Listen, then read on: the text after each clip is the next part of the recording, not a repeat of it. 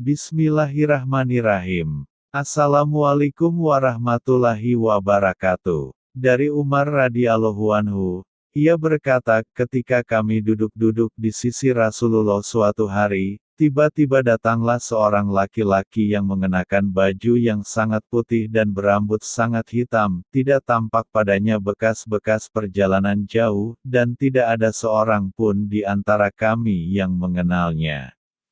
Hingga kemudian dia duduk di hadapan Nabi, lalu menempelkan kedua lutut kepada lututnya Rasulullah seraya berkata, "Ya Muhammad, beritahukan aku tentang Islam." Maka bersabdalah Rasulullah, Islam adalah engkau bersaksi bahwa tidak ada ilah, Tuhan yang disembah, selain Allah, dan bahwa Nabi Muhammad adalah utusan Allah, engkau mendirikan salat, menunaikan zakat, puasa Ramadan dan pergi haji jika mampu. Kemudian dia berkata, Anda benar. Kami semua heran, dia yang bertanya dia pula yang membenarkan. Kemudian dia bertanya lagi, beritahukan aku tentang iman. Lalu Nabi bersabda, engkau beriman kepada Allah, malaikat-malaikatnya, kitab-kitabnya, rasul-rasulnya dan hari akhir, dan engkau beriman kepada takdir yang baik maupun yang buruk. Kemudian dia berkata, Anda benar.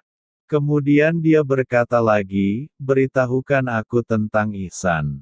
Lalu Nabi bersabda, ihsan adalah engkau beribadah kepada Allah, seakan-akan engkau melihatnya, jika engkau tidak melihatnya, maka dia melihat engkau.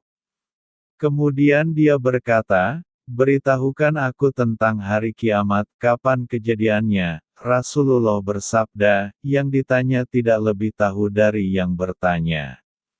Dia berkata, beritahukan aku tentang tanda-tandanya.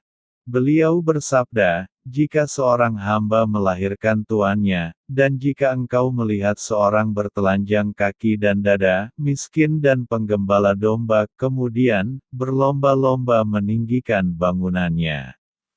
Kemudian orang itu berlalu dan aku berdiam sebentar. Kemudian beliau Rasulullah bertanya, tahukah engkau siapa yang bertanya? Aku berkata, Allah dan Rasul-Nya lebih mengetahui. Nabi bersabda, dia adalah Jibril yang datang kepada kalian, bermaksud mengajarkan agama kalian, Islam. Ilmu yang sesungguhnya adalah yang ada di sisi Allah Subhanahu wa Ta'ala, sementara ilmu yang kita miliki hanyalah semu dan palsu.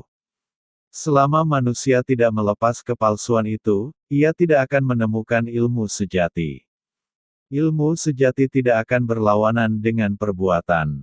Setan adalah contoh pemilik ilmu yang perbuatannya berlawanan dengan ilmu yang dimilikinya. Mujahadah adalah perjuangan spiritual, dengan cara menekan keinginan-keinginan jasmani, nafsu, dan jiwa, agar tunduk di bawah kendali ruh kita. Musyahadah adalah penyaksian akan kebesaran dan keagungan Allah Subhanahu wa Ta'ala, melalui tanda-tanda keagungannya di alam ini. Kecintaan seseorang kepada anak, atau orang tua semestinya tidak melebihi kecintaannya kepada Allah. Ia harus menyadari bahwa orang tua maupun anak adalah anugerah Allah, yang bersifat sementara, dan cepat atau lambat ia akan berpisah dengan mereka. Maka seharusnya perpisahan itu tidak membuatnya gundah dan gelisah, mengingat hal itu terjadi karena kehendak Allah. Dalam sebuah hadis, Nabi bersabda, salat adalah miraj kaum mukmin. Miraj berarti naiknya ruh menghadap Allah, meski jasad kita tetap berada di alam ini. Jika salat seseorang belum membawanya kepada keadaan seperti ini, berarti ia belum melakukan salat dengan sempurna.